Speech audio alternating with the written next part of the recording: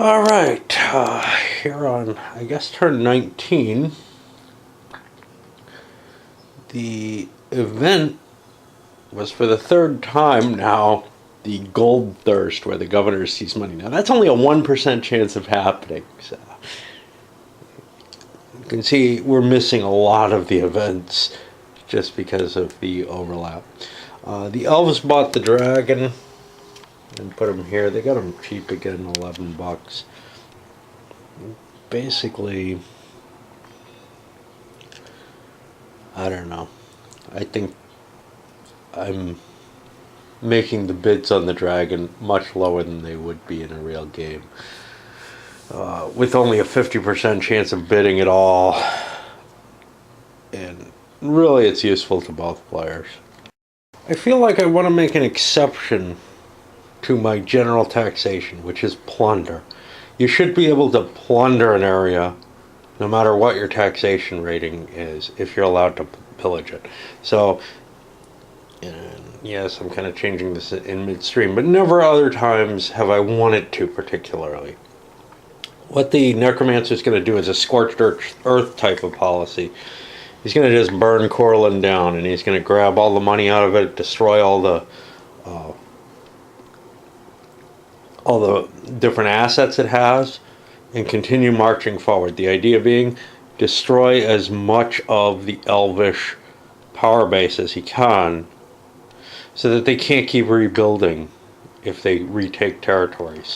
Okay, and after the building phases, well, built the maximum number of humans up in Corlin, destroyed the resources in the area, planning on moving maybe to Hedekin.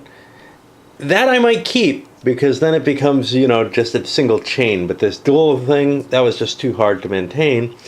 And I've got forces here. I'm not sure I can take that. The elves built a castle and a fortification around it. They're trying to hold on to that. They can't build more troops there, though, because of the destruction of the castle and all the other stuff there. Over here, a horde of necromancer ogres built 3 new ones, enforce the payment.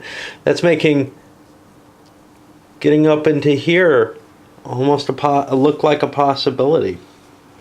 At this point, the elf has to choose where to use his magic. He does have enough points. He actually came out pretty well to be able to still knock out 2 areas. One clearly is going to be this one. I can't let that out. But now comes the question, do I let him out of Corland?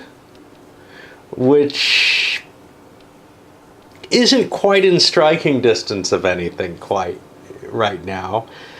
Or do I freeze this rather mighty force? I think I've got to freeze that one still. I think letting either of those out would end the game more or less. Because if this meaty area, if the peninsula itself goes, there ain't much left after that. This, at least it's one space at a time at best, but up here it looks like, the whole shebang could go pretty quickly if some of the armies fell over there. This is kind of more like North Africa up here, huh? Alright, into the military phase. It looks pretty bad for the elf, though, which is good, because the necromancer won the base game. Oh, I honestly don't see how the good player can hold out. So I've launched a couple of preemptory attacks because I'm looking at the strategy here that the necromancer is following. He marches into here, he marches down this line, he'll eventually capture all that. So I've launched an attack here on Solorian against the necromancer himself. There's a chance I could just kill him. I can't subjugate him because he's bigger than me. Although, actually, I don't want my elf lord with me. I'll put him there. But I can just execute him. He has more of a chance of escaping under those circumstances, but that's fine. I'm also making an attack here, which is really iffy because this is a bigger stack, but I've got more power. And this is not trying to knock out his most powerful stack. He might be able to get Eastie back, but Eastie's a ruined land. he'll have to rebuild it if he wants to use it. It won't be able to launch an attack from there, so if I win here, I've got a good move to get easty myself, and then I can build it up and use it as a launch into the Finnish territories, assuming that this doesn't work. Uric is sending a force up here towards Corrigan, splitting his forces. He thinks he's got more than enough here to handle whatever's here, so now it's going to put some additional pressure.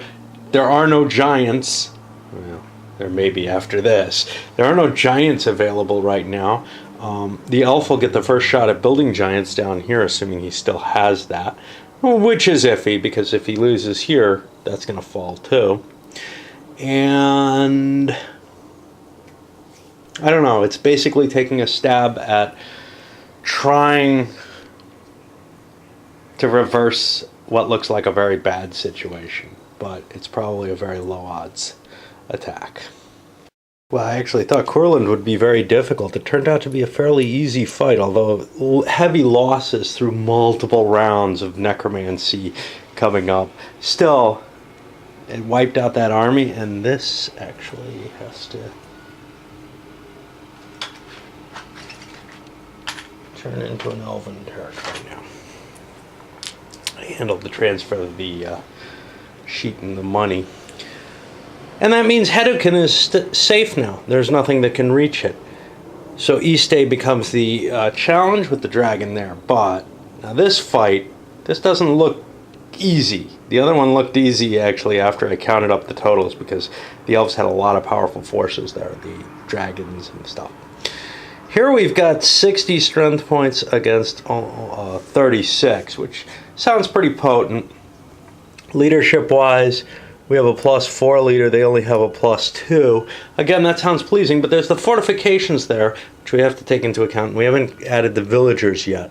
So it's a neutral area with evil, defender, and good. That means 0. Solornian is way up, and that's one of the things. Corlin provided only 3 strength points, no fortifications, nothing. So not having any defenses is what hurts. So this is at 22. This is going to be +4. It's fortified, which means those guards go up to heavier units. So what did I say? 22 +4. 4 times 4 is 16 more strength points. So in terms of absolute strength, it's pretty close actually. And now we have the total pluses. Now the evil player, I don't think has anything scary here. You have some pretty weak troops actually. Whereas the good player, I don't think does either. So the fear doesn't enter into this one.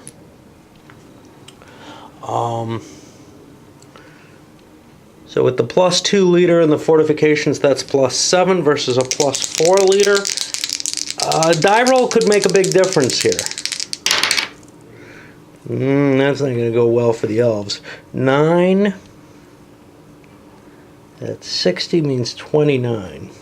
I really like this combat system. It seems to work very, very well, actually. Now this one, what did I say? +7. Puts me on the 17. Now I'm in the mid-30s. That'll put me here. That's 38 more. The evil player wins by 1.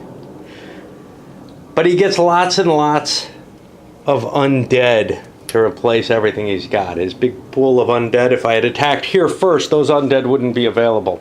But now they are. Oops. Well, the evil player decided discretion was the better part of valor here. He may have had numbers slightly, but with the fortifications and the leader there and everything, it didn't seem worth going for Yeasty. If the dragon's not there, and it may well not be there next time, I've got a better shot at it with whatever the elf is able to pull up there. 3 cavaliers or whatever. That's weaker than the dragon. Over here, and I've gathered more forces as well. Plus, I'm moving things down to get another naval action moving across. Over here, we moved forward into Gloriana. We can see we left Solarian. And we also slipped by Uric. That's important because next turn, Yorick doesn't move first anymore. I do. So I can keep moving down and put the threat on the elf. If I let Yorick gain some ground up there, hey, we'll deal with that later. Let's try to smash the elf, because his multiplication effect of his income with those merchant guilds. Remember, the merchant guilds are squared.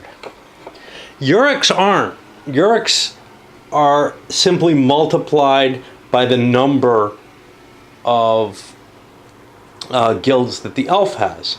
So if I can knock the elvish power down, that'll cut off Yorick's supply, as it were. And it may come to an easy, a less of an obvious thing. Plus, I got a shot at Marith here. Now, the point-wise isn't that, again, it isn't that impressive. It's not much different from this, but Necromancer units I can lose, and I can get them back elsewhere. Okay, so I've got 64 strength to 46, but the elf hasn't counted in his points yet. He's good. Defending against evil, that gives him 2. Glorian is all the way up, that's 6. It's fortified, that gives him 24 more points. So now he's got the numerical advantage. Leadership-wise, it's going to be +9 versus +5. The 9 is because of the fortifications, but both are have fear, so it's +7 to +3. Doesn't sound good, but the ultimate necromancy might win me this one. Or good die rolling. This should be a 40. So he's 16 extra. And this is 5, 6, 7, 8. That's 70. It's 29 extra. Oh, look. Oh, shit.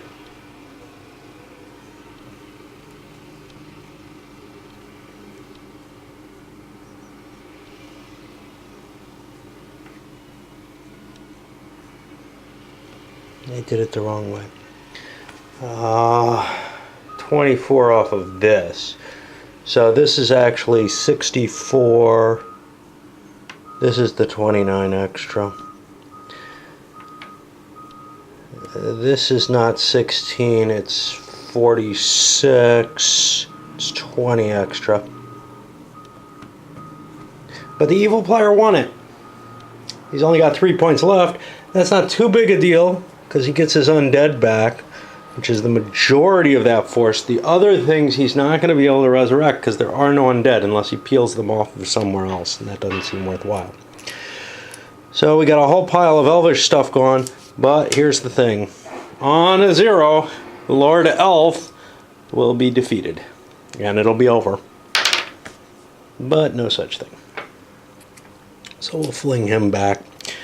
But that's a major blow. It looks to me like the evil player is winning this one, even though we got this surprise victory here.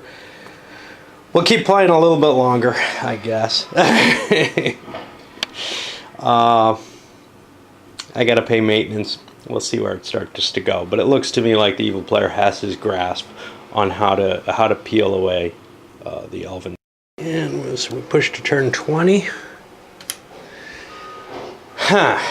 Our necromancer has cut his expenditures heavily, down to 184, about $60 or so that he trimmed orcs and goblins out of here.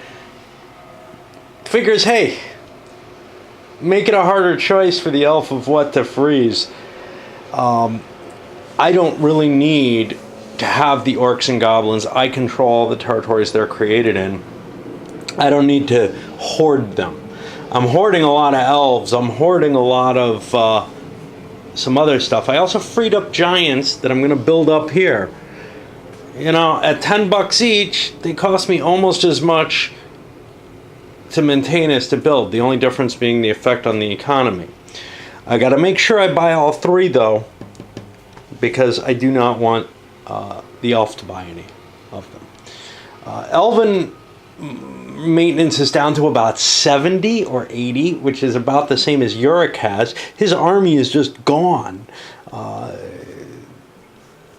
The attrition is terrible for people who can't just raise undead whenever they need them. You can see at one point we were low on critters. Well, now there's a whole bunch of critters, including a bunch of elves available. I want to keep the necromancer elves though, because I have a hard time building them, although now I have an area where I can build elves too. But yeah, it's just a matter of, it looks like it's coming down to an economic grind to crush the elf. The other thing is, it still hasn't taken place because Corland replaced Glorian. Glorian's only worth 2 magic. Doesn't have a temple. Corland is only worth 2 magic. So those shifted hands, no power changed. If I can get a 3-point change, that's one more area that the elf can't freeze. And that's another big potential effect. Alright, we'll keep going. Okay, well, our elf has managed to get this for, I think, 31. I've upped the prices, but the situation is still similar, essentially. It comes down to who wins the die roll. Although, actually, the elf had a better starting point. I couldn't judge a good point from the necromancer's point of view comparatively. So the elf was more likely to use it. And he's actually more able to afford it with that big bankroll and more worried about it. If the necromancer gets it, he has no real positive factor that he can use it for. All he's doing is keeping it away from the elf. On the other hand, the elf had a lot of places he might want it. Down here, for example, where he put it, but also Eastay, although he doesn't think he can defend Eastay even with it. And that's less important if it falls. The random event. A +7 legendary hero. We finally got the legendary hero results, which are actually a big span of numbers. I thought I had one, but I hadn't gotten in there. They have, oh wow, there's revolts and civil unrest and all kind of cool stuff. The legendary hero's got a 10% chance of showing up, so you would have expected one of these already. But anyway, he's +7. His disadvantage, he collects the taxes in an area at normal rate, which means you're not going to get taxes wherever he is. He doesn't have that effect on areas that he doesn't control, that aren't controlled by your side, though. So he won't hurt your opponent by stealing the taxes there. Anything else here? I guess we do the economic base. I think we're at the beginning of the end, though, here. And we could well be at the end of my coverage of it, just because once it becomes apparent, it's not like a Third Reich type game where, well, how long can I hold out? I'll get some kind of, mitigation of the victory, or actually gain a victory by holding out longer than historically. And there's nothing like that here. This was assumed to be kind of a balanced game walking in. Everybody has a shot at winning, like many of its class. And once it becomes assured, it's not like the diplomacy is going to have any effect on anything anymore. Uric is bound to the elf until the elf's destroyed, essentially. Well, things not going well for the elf here. In the military phase, I didn't spend a lot of extra on most of the areas. I bought all my Pegasi, but over here I burned down the castle and the fortification, even though I just built them and didn't get to use them. The reason being, I can't build here. The money's too low. I screwed up in my initial build. I froze the same 2 areas. I was considering freezing Easty to prevent any further incursion in that direction, but that would mean freeing something like this up. I've got enough problems with what I'm facing. I can't add more of those stacks, even though those stacks have gotten a lot smaller. Would I rather have frozen, say, Yeah, let me freeze Glorian instead, because there's two big stacks there. So Halslinger goes up, and Glorian goes down. That should actually be advantageous, because these guys then, the only valuable place they have to go is either towards Ringerin or towards Larosay within reach of Yurik. I'm making it so that those are either essentially frozen, or they can get up on a boat and sail around. But those are either essentially frozen, or else they have to combine with this force to lock Yurik down. These forces, by freezing them, I'm protecting Larosay. And of course, I've got my dragon and I built all my troops there. But that's life, I guess. I don't know. I also want to build a boat.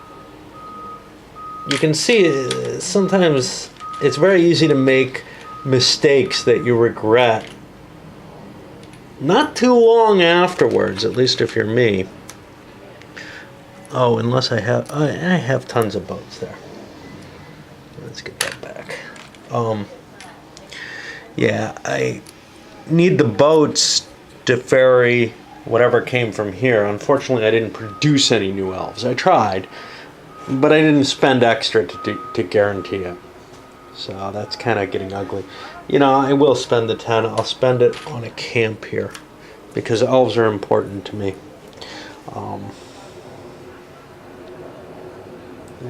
Do I have a camp here? I don't know if I need one. With an 8 and no degrading, you'd think I'd get good numbers from there. The truth, though, is I only got 1 this time. I got tons of money. We'll build a camp there, too. Although that money is decreasing relatively quickly. Alright, well, we'll see what the Necromancer can do. Very clearly, he's going to get Easty and take out this kind of minor hero here. But otherwise... Oh, did I want to boat up here for my hero? That seems a little extreme. The hero can move pretty quickly, get over to Corrigan, and be prepared for a second wave there. Alright. So the Necromancer moves in, takes Easty, which is almost valueless at this point. He got $2 off of it. It's got no productive capabilities. It would have to be resurrected to ever be worth anything. Have to build a windmill there to start cranking it. And that's just not worth it until it's safe. Right now, it's just a wasteland.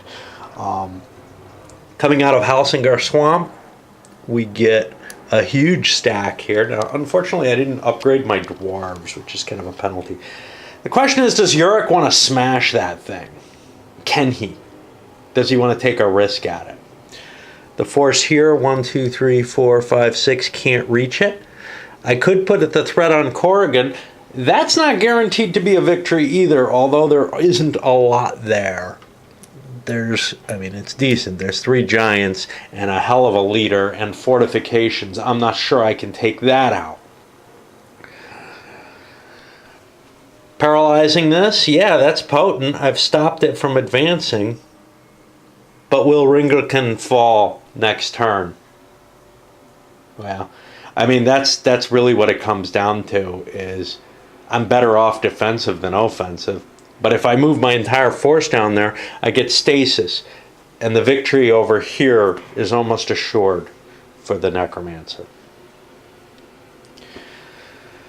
I almost think Yurik needs to attack to shake this loose.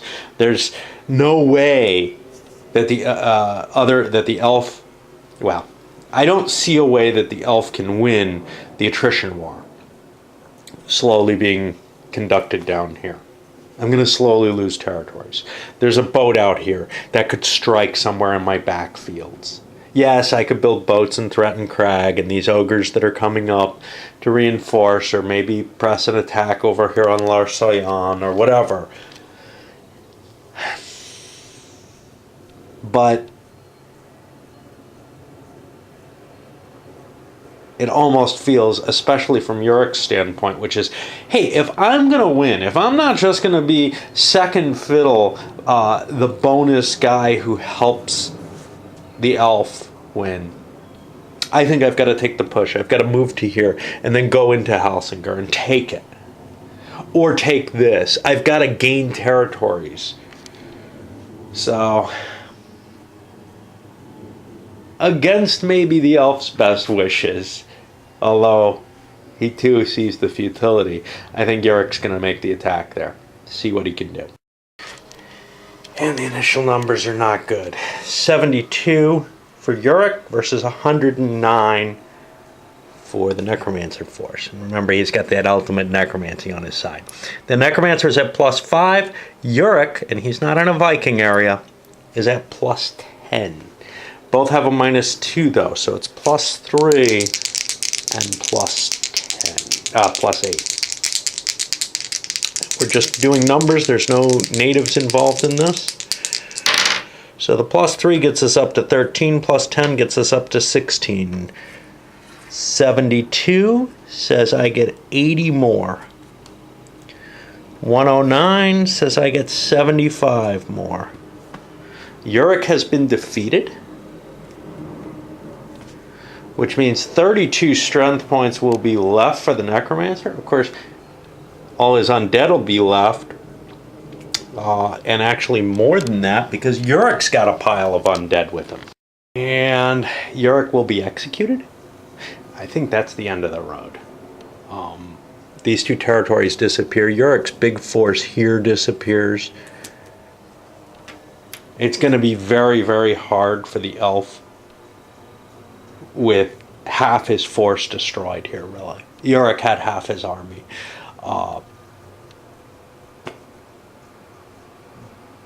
To be able to continue. He just doesn't have anything to throw in the way. He's going to have... He's not losing anything more, so he can still freeze 2 territories. So Ringar can be frozen. I can let this move. It's no threat to anyone. So then I can freeze the forces, say, at Glorian again. And things are only going to advance on the East front. But they are going to advance. And slowly, this is going to grind down. I don't know if there's any real interest in watching that happen. Well,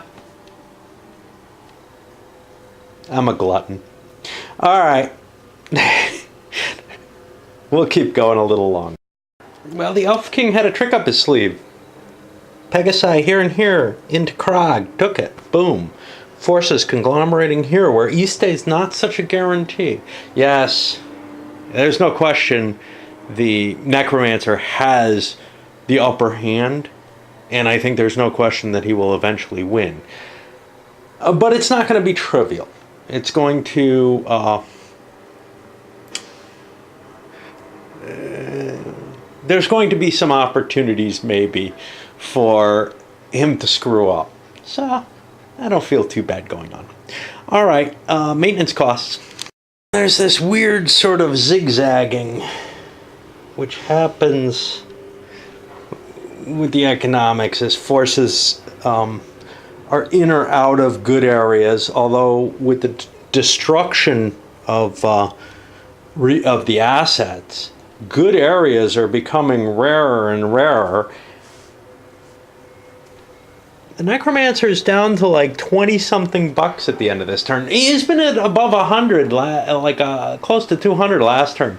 But because he made more production and has more units out on the field, etc., it's costing him a larger amount. The elf never faces that. For one thing, he has less units all the time, for whatever reason. Maybe his philosophy. But he also has this big bankroll in the back.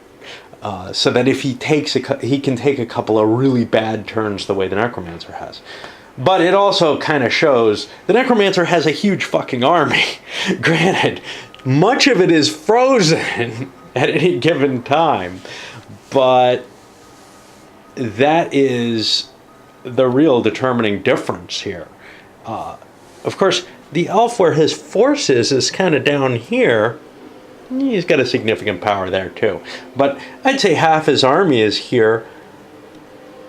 if he freezes the Necromancer down here, he doesn't have much he can gain. Maybe he can gain this, but if he freezes this and this, there's not a lot of expansion that he can make. Eventually, maybe up here, except he's got to race the giants there.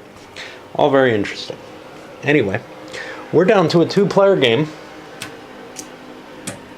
and we're going to see if the elf can in any way stop this steamroller. I think it's inevitable. Just looking at the number of provinces, it looks like that. But the wealth of the Elvish provinces is still higher.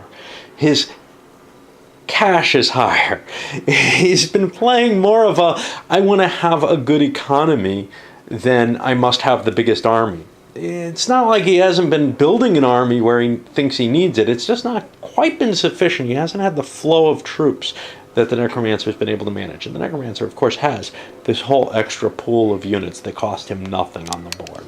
I mean, this force, that's free. And that's going to cost a freeze, which means this force gets unleashed. Maybe works its way down here. Once I have 3 bordering areas facing the elves, I don't have the magic. I'd need to get a lot more territories to freeze a 4th area. I'd have to win this fight in a big way. I don't think that's going to happen, but we'll see. If I start to win it, and he's largely frozen on this front, you know, things could still change. I don't. Okay, the random event this time was Tyr's Rage again. A bunch of troops show up, one in every territory owned by players. The Necromancer didn't go first, so he got kind of boned and didn't get a giant up here, and that he was kind of not really counting on, actually. That was going to go to the elf anyway. Whatever. Anyway, that, I don't think it made much difference, to tell you the truth. But it does help the elf because his armies were kind of falling below a reasonable standard of size, and it's given him some boost. In particular, some additional Pegasi, but that wiped out the total pool of Pegasi, so yeah, it may have saved him some cash, I don't know. Same thing for the Necromancer in some ways, although it may end up costing more. Moving these units, you could disband them across things. I've had this one bone here. I've got 3 orcs built up over there. Yeah, it doesn't look like 3, but these counters are very thin. Got 3 orcs there that I just keep forgetting to move, and they're paying full price, the $5 a turn to just stick around. Command control gets more difficult as you get a bigger empire, right?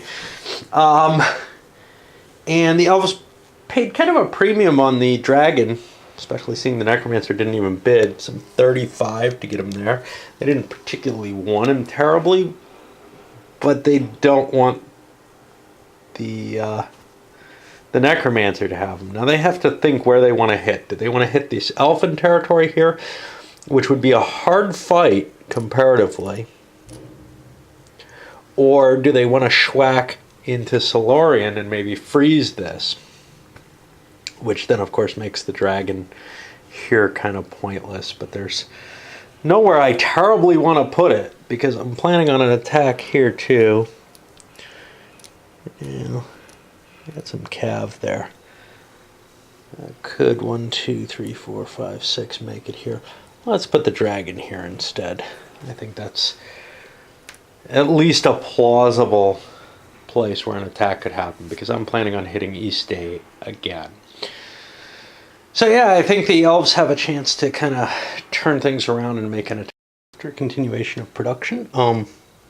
Froze Ringriken and Glorian.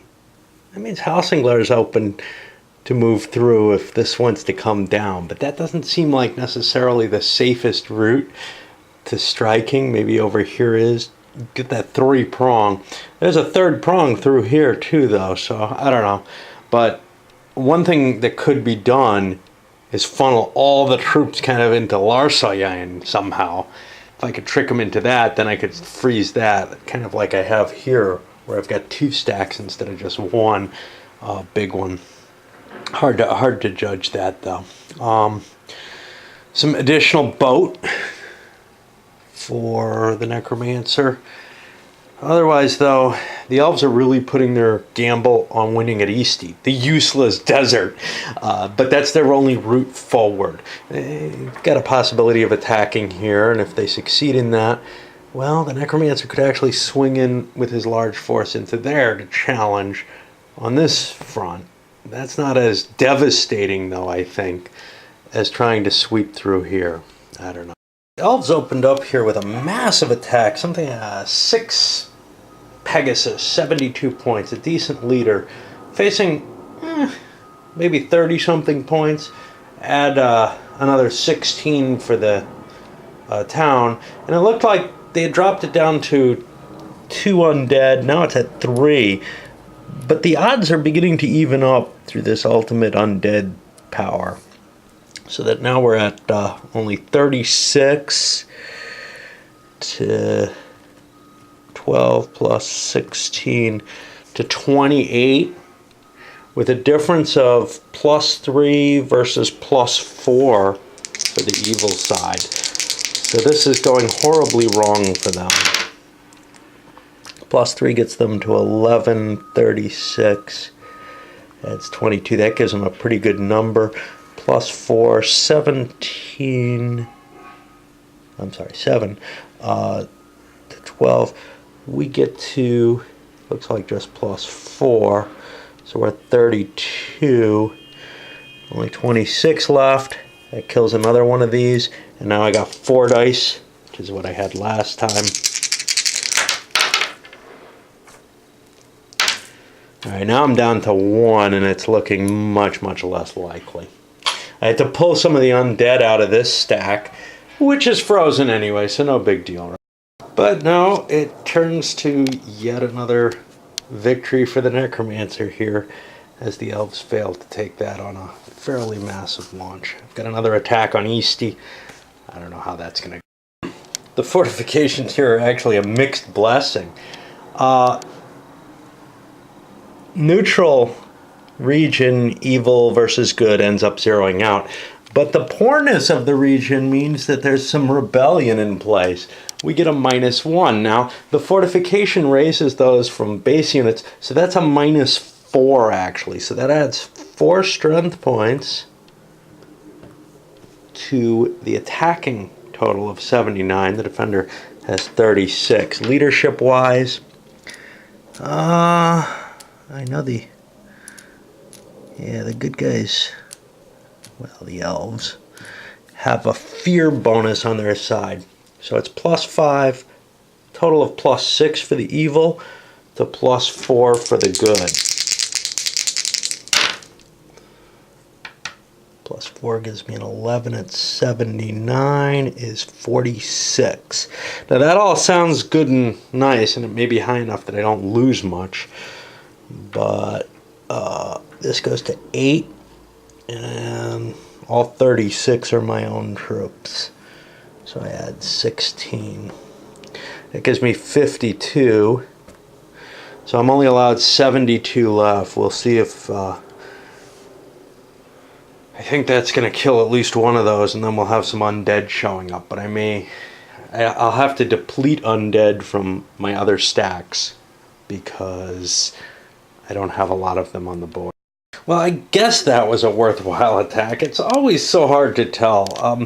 You take such heavy losses. I mean, I lost a giant and a couple of these to take that.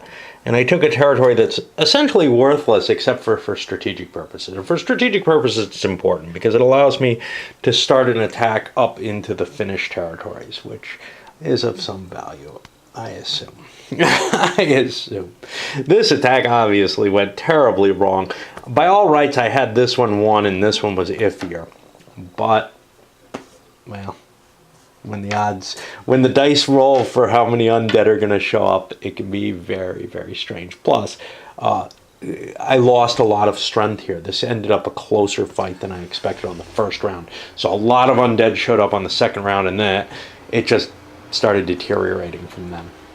All right, we go over to the Necromancer, and well, he's got kind of a force here he can sort of put into play against Lersalien, and really lay a third threat down from here, which means no reason I shouldn't cut across,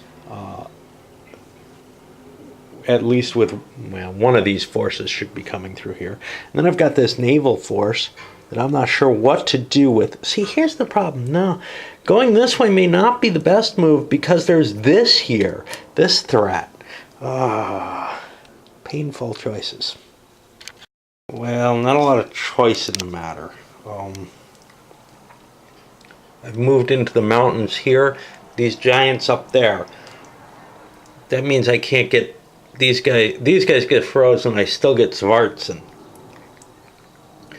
Force from down here, gathered here. I've left an undead unit here, and I assume that I'll be able to get enough Imperial Guards, if I pay for them, to protect me there. Frozen here. Frozen up here.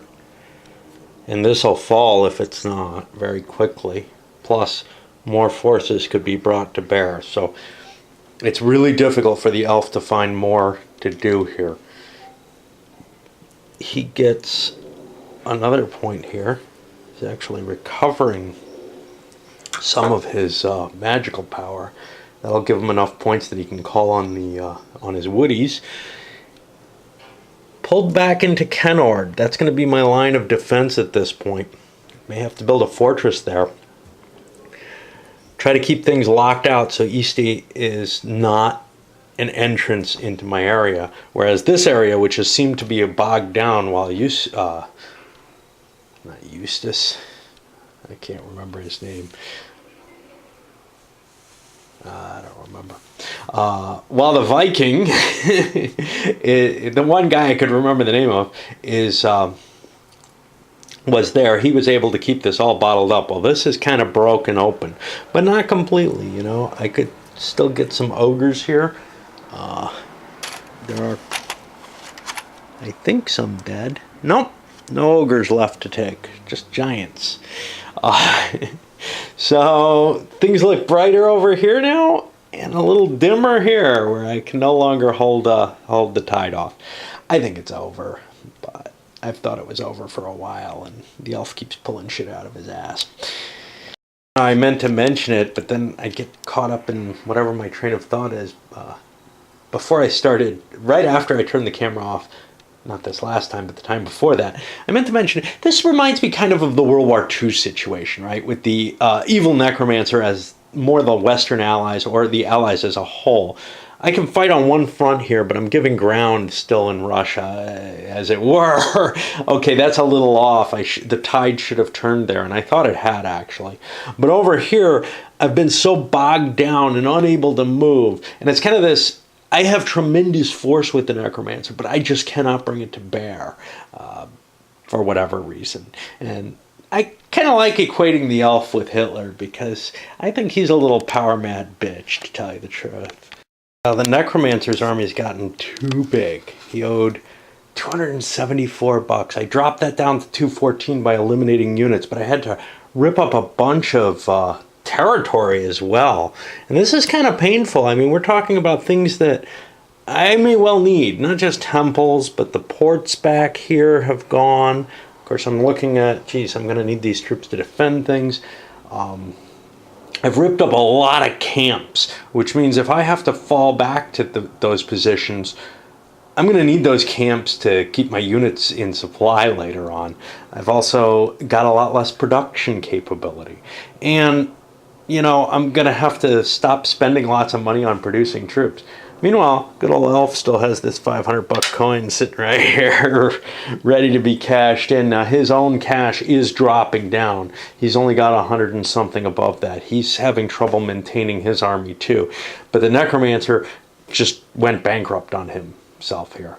And, well, that feels more like Germany than like the Allies did. All right. I guess on to another turn, because it is still not decided, I don't think. When you have somebody collapsing their economy that way, and it may be because I only taxed lightly as opposed to normally. I didn't count on that huge decrease. Of course, the hit was taken in terms of troops in areas where it didn't matter.